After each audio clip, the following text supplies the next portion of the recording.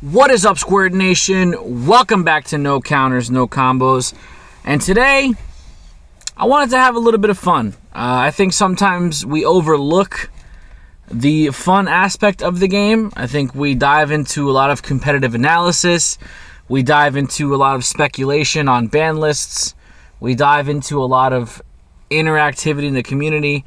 But sometimes we forget at the end of the day that this game is mostly about having fun. So what I want to talk about today is 5 leaders that I would like to see rebooted or revamped, whatever you want to call it, just so they could start seeing some play. Most of the leaders that we're going to talk about today didn't really see a lot of play in the beginning when they first came out. I mean, there's probably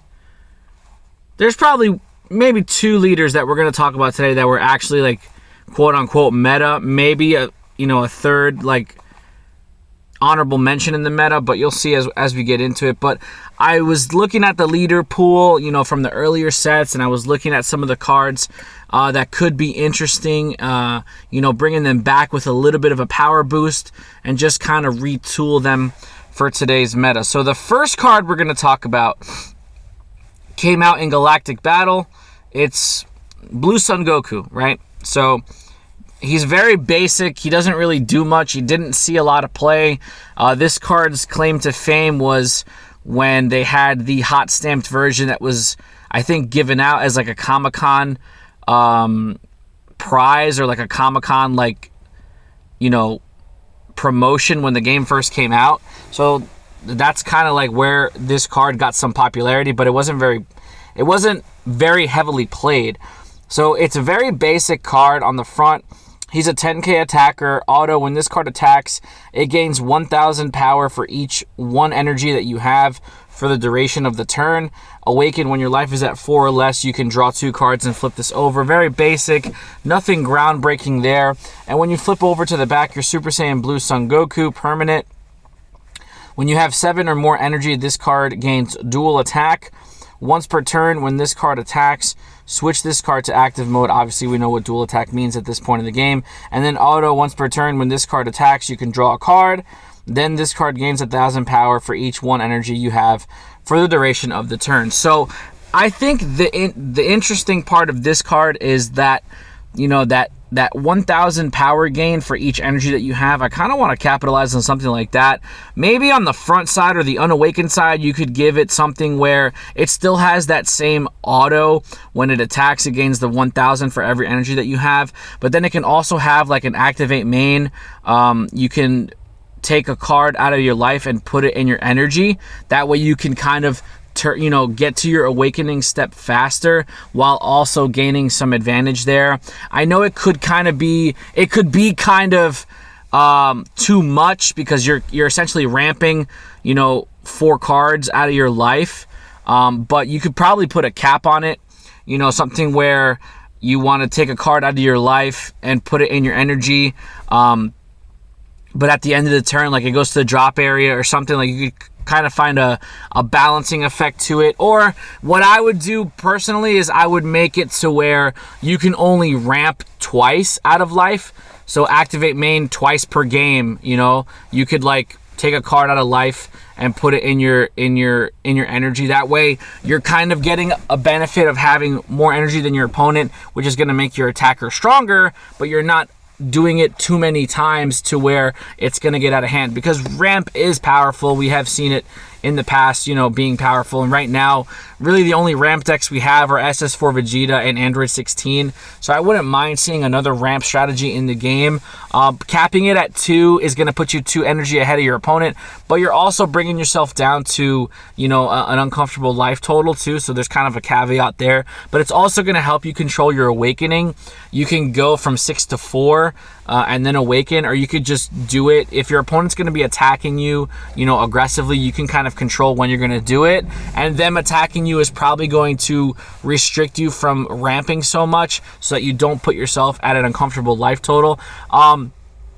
I would change it from Awaken Draw 2 to Awaken Untap 1 Draw 1. I just feel like that's a sweet spot there. It's just like a better thing to do.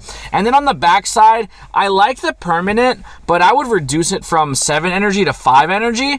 I would make it, if you have 5 or more energy, you gain dual attack, and then if you have 7 or more energy, you gain double strike. So that's how I would kind of make it a little more like powerful. It's not going to have any type of interaction with unisons or anything like that. It's just going to be heavily leader based.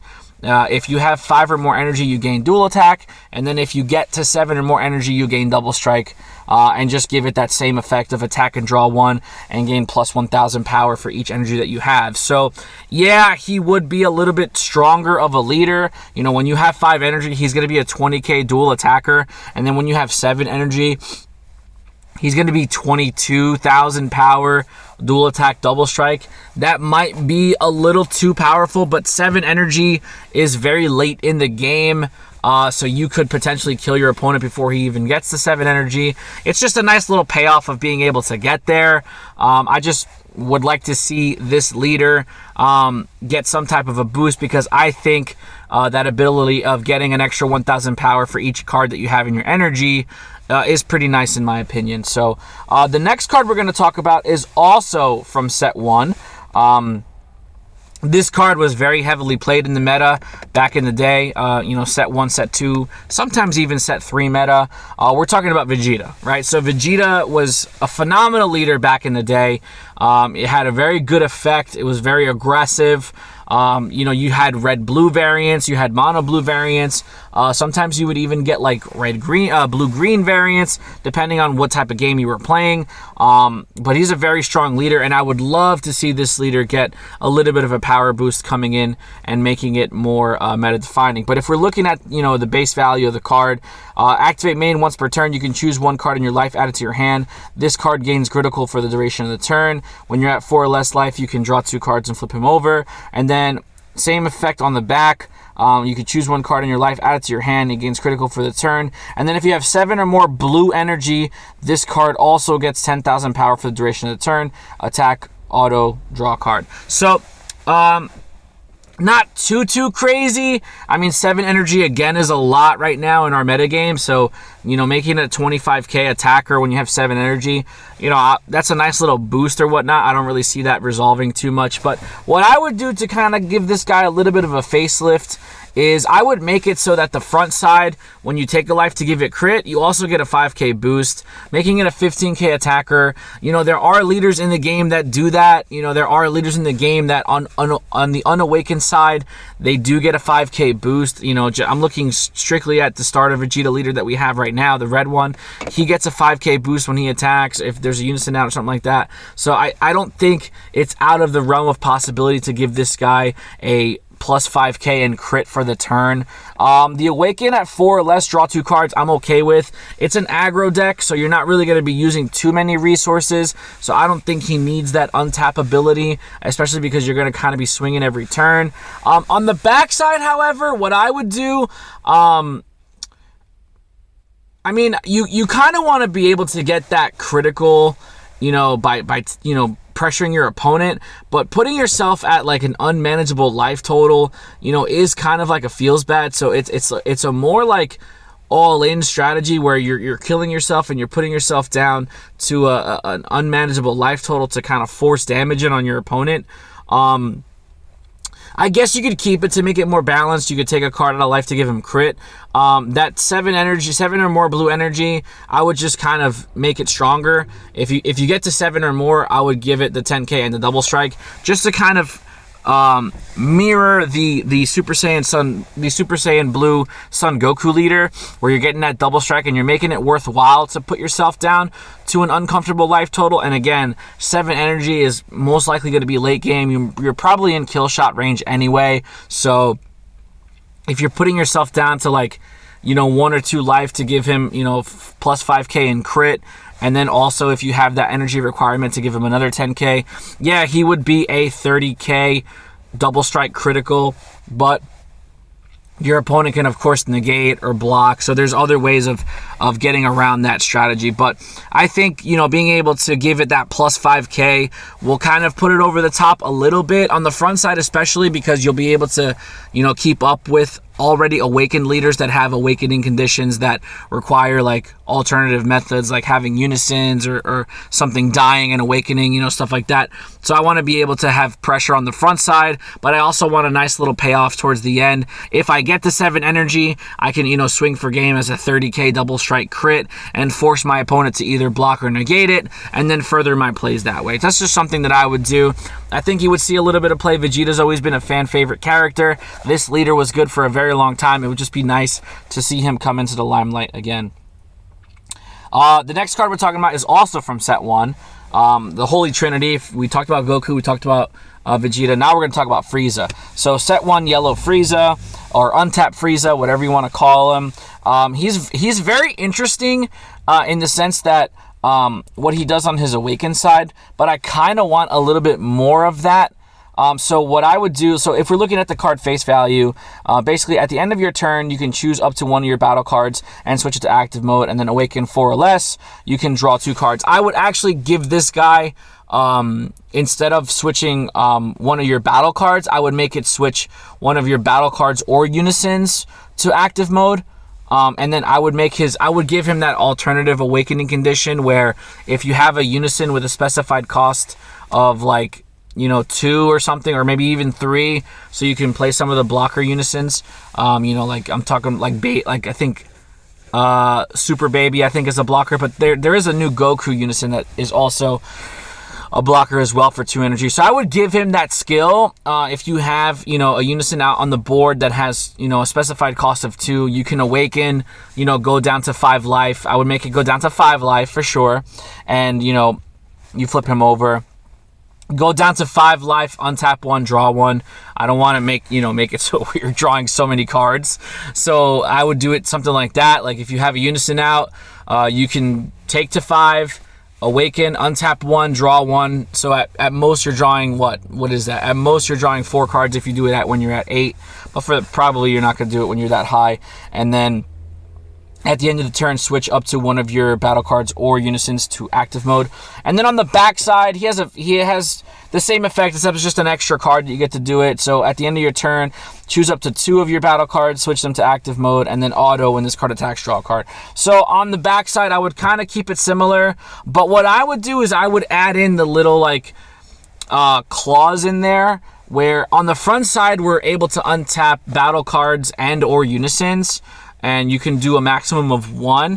What I would do on the backside is I would still give him the ability to untap 2. However, I would make it so that you have the choice of untapping a maximum of 2 cards, but you can choose up to 1 energy and untap it. So you can do little combinations, like you can untap either 1 battle card and 1 unison, and that's your 2, or you can go ahead and untap an energy, but then you can only untap either 1 battle card or 1 unison. Like I want to make it so that he can untap energy, but to a maximum of 1. So he can't just untap 2 energy, because that would just be nuts every turn untapping 2 energy.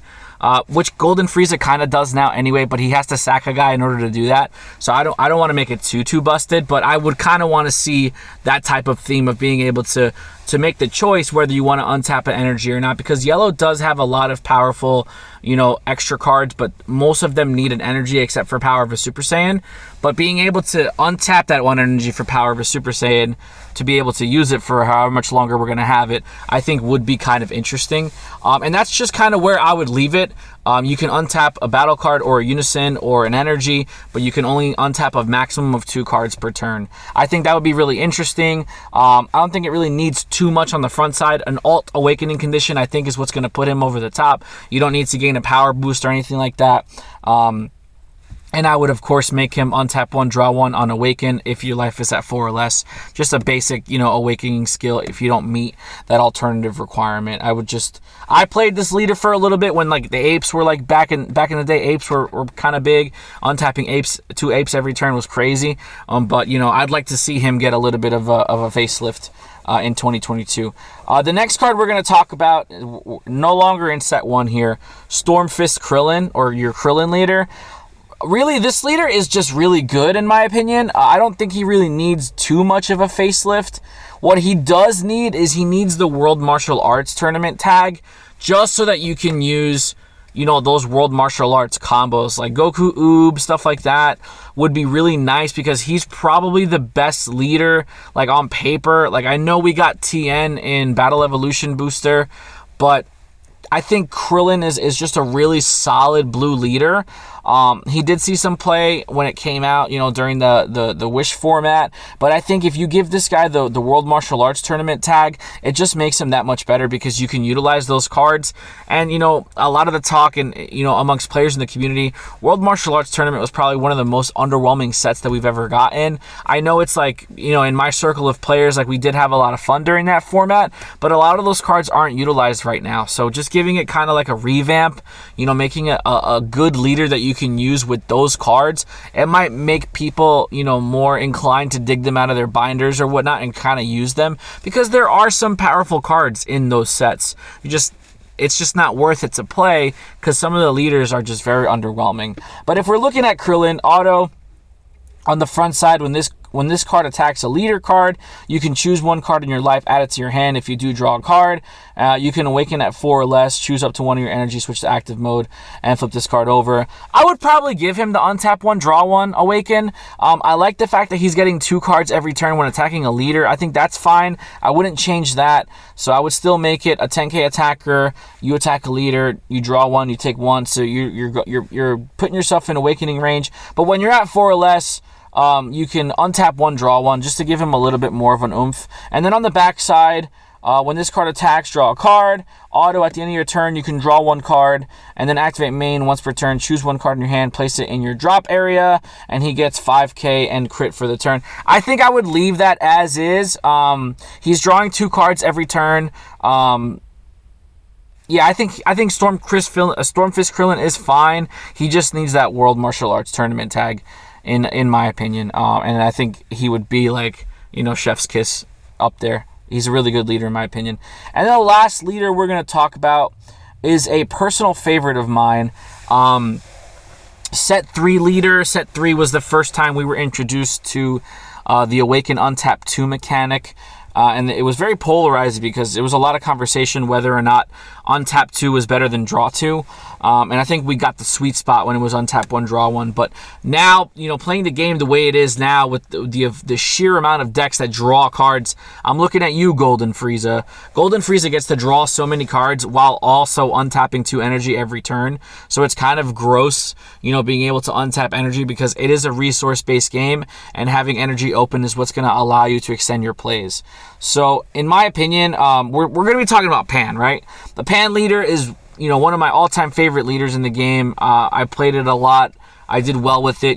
Chain Zeno in Pan was awesome back in the day. It was just like a big reset to everything. And, it was a lot of fun playing this leader, and it was nice having, her ability. So, on the front side, if we're looking at her, what she does, auto once per turn, when you play a battle card, choose that card and it gains 5,000 power for the duration of the turn. Then if its power is over 20,000 or more, you can draw a card. I would definitely still keep that effect, and the fact that you could do it on either player's turn is really nice. Awaken, when your life is at 4 or less, you can choose 2 of your energy, switch them to active mode, and flip this card over. So she does have the untap 2 skill, but she's got to get to 4 life. So I would give Pan, I would also give Pan the Unison treatment, giving her the ability to, if you control a Unison, you can awaken. But her ability of choosing a battle card to give it 5k, I would also make it so that where you could choose a battle card or a Unison card. That way, when you're going to play your Unison on turn 2, whether it's Piccolo Jr. or whatever red Unison it is that you want to use, most of the time you're going to be using Piccolo Jr., you're going to tap 2, you're going to play your Unison, he's going to gain 5k for the turn, you're going to draw a card, and then right then and there you can activate your Awaken. I would take her down from 8 to 6, so I would go 8 to 6, Awaken, untap 2. I would still keep all that the same. And you got, like, I don't want to see in the comments, oh, that's so overpowered, that's ridiculous. Starter Vegeta basically does it. Like, Starter Vegeta basically does what this leader's gonna do, except he doesn't get that extra draw. So it's the same exact thing. I don't want to hear any complaints about it. It's not that overpowered. You're paying 2 for a Unison. The Unison's gonna get 5k, allow you to draw a card. You're gonna Awaken, untap your 2 energy, go down from 8 life to 6 life or 7 life to 6 life, whatever, and then you're just going to play the game that way. I don't think it's that big of a deal. When Pan awakens on her regular card, once per turn, when you play a battle card, she still has that effect to draw when you play something and it gets up to 20, and then when you attack, you draw a card. So I would just keep it the same. When you play a battle card or a unison card, if it gets 5, you give it 5k, and if it gets to 20, you get to draw a card. I would literally just keep her the same, except I would add in the caveat of being able to increase the power on a unison and or a battle card, and then give her that alternative awakening condition. When you have a unison with specified cost 2 in play, you can go ahead and awaken. I think that's where a sweet spot for Pan would be. I don't think it's anything too overpowered. Yes, she is an Earthling, so she does get some access to Earthling cards, like some Yamchas and some stuff like that. So maybe there's some things that you could kind of exploit, but the way I see it, the red starter Vegeta is very similar, and he, interacts with the unison a lot more with the spirit boost effect and, being able to give your unison double strike. So that's where you're sacrificing it. Pan's not able to give your unison double strike. So obviously if you want to play a more aggressive version, you just go ahead and play Vegeta. But I think that added bonus of you're drawing an extra card every turn is what makes Pan interesting, especially because you can proc that on both players' turns, and your awaken turn will also be very good because you'll play your unison, you'll draw, you'll awaken, untap 2, and now you have 2 energy to go ahead and use to play another battle card if you want to then draw another card. So I think it would be really interesting to see that. And obviously when Pan came out, we didn't have access to counterplays and stuff like that. Yamcha Merciless Barrage just gets a huge boost, in my opinion, for this deck, because it's a counterplay that you can activate for free with a unison on board on your opponent's turn. So not only are you going to resolve Yamcha's effect, but when he comes into play, he's going to be a 20k battle card that's going to draw you a card on defense. So I think it's just really nice to see. If anything, if for some reason Bandai just decides to randomly watch this video for any type of inspiration, if I were to prioritize what leaders I would want rebooted, I would definitely say do Pan first, because I feel like you would get a lot of people would play this type of a leader. So I would say do Pan first, and then just kind of pick and choose what you want. I think a lot of people have been wanting Krillin to have the World Martial Arts Tournament stamp. But the 3 set 1 leaders, I think you can kind of pick and choose, what you want to do. When I thought about this topic for today's discussion or whatnot, when it comes to reboot leaders, I didn't want to make anything too overpowered. I mean, we've already had 2 reboot leaders that have been banned in Reboot Gohan and Reboot Mecha Frieza, and there's a possibility that Reboot Soul Striker might get hit too. So I didn't want to make anything too crazy to where it's ban potential, but I did want to see some updates to some of the leaders that are just unplayable right now. So let me know what you guys think. Don't forget to like, share, comment, subscribe, and please hit the notification bell so you can stay up to date with everything No Counters, No Combos. We really do appreciate the support, and we'll see you guys in the next video. Be there or be squared.